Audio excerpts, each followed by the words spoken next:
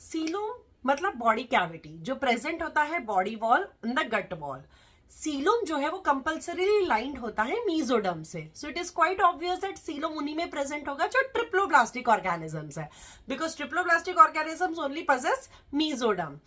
अब kingdom Animalia को हमने 3 में कैटेगराइज किया है on the basis of coelom, and those 3 are acoelomate, pseudocoelomate and यूसीलोमेट।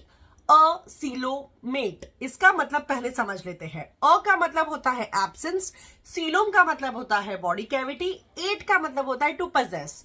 सो ऐसे ऑर्गेनिजम्स जो एब्सेंस ऑफ सीलोम पजेस करते हैं, which means they do not have any body cavity, they do not have any coelom. और इसका example है phylum Porifera, Cnidaria, ctenophores and प्लैटीहेलमिंथस।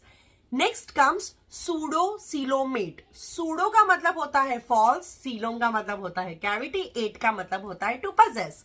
सो ऐसे organisms जो possess करते हैं फॉल्स कैविटी।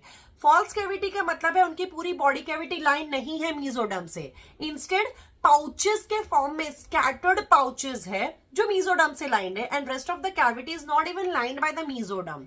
ऐसे ऑर्गेनिजम्स को हम सीडोसीलोमेट कहते हैं, and there is just one example of the phylum which is phylum Aschelminthes.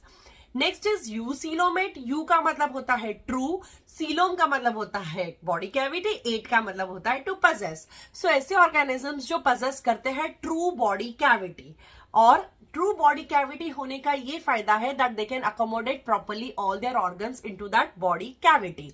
इसके एग्जांपल्स है phylum Annelida onwards till phylum Chordata. I hope the topic is clear. Thank you.